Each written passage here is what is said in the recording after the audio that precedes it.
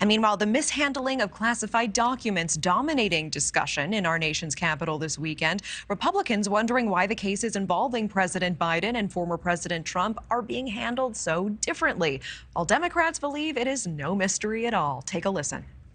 My concern is how there's such a discrepancy in how former President Trump was treated by raiding Mar-a-Lago, by getting the security cameras, by taking pictures of documents on the floor, by going through Melania's closet, versus Joe Biden. We were delighted to learn that the president's lawyers, the moment they found out about the documents that day, turned them over to the National Archives. That is a very different posture than what we saw with Donald Trump, where he was fighting for a period of more than 8 months to not turn over hundreds of missing documents. Okay, so here now to help us break down this debate, Niall Stanage, White House columnist with our partners at The Hill. Niall, thanks so much for being here. Good to be here, Natasha. As we just heard there, the chairman of the House Oversight Committee, Republican James Comer, decrying the differences, saying that they want to see equal treatment. Are there key differences here, and should these two episodes be treated the same?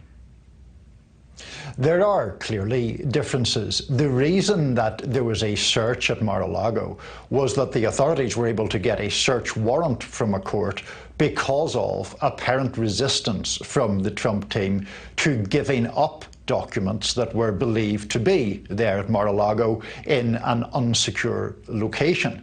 Now, that is a different situation to the one that pertains in President Biden's case.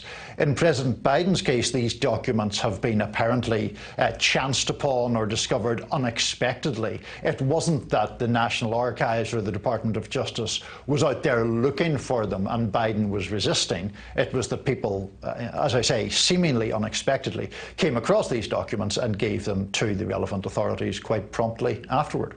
Congressman Comer also accusing the president, who called Republicans a threat to democracy in the days leading up to the midterms, of being hypocritical now. Should President Biden have disclosed the initial document discovery to the public?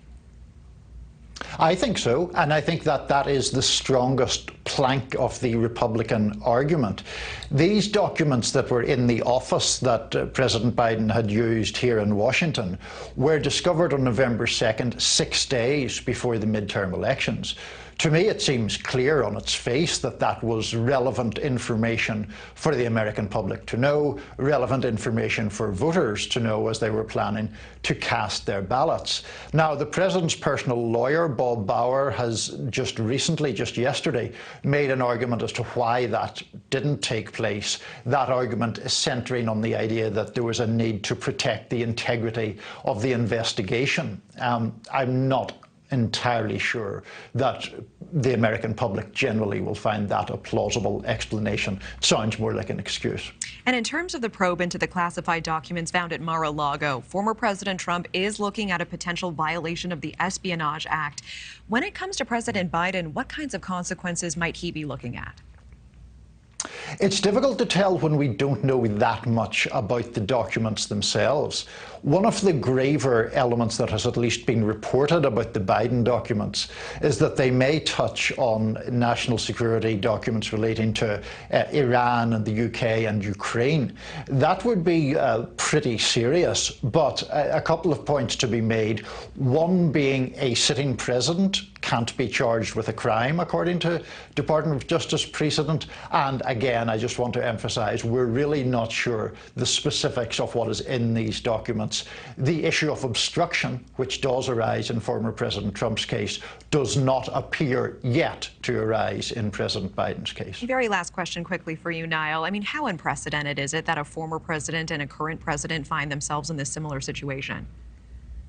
I think it's completely unprecedented, at least to my knowledge. I've never seen anything like this. I'm not aware of a situation where a president and his predecessor are both under criminal investigation, where both have had classified documents in apparently unauthorized locations. So we have never seen anything like that, nor, to my knowledge, have we had a Department of Justice appointing a special counsel in both cases, both the president and his predecessor, investigated by a special counsel. All right, Niall Stanage, appreciate the context. Thank you so much.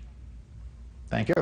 Thank you for watching. Go to newsnationnow.com to find News Nation on your television provider. And don't forget to click the red subscribe button below to get more of News Nation's fact-driven, unbiased coverage.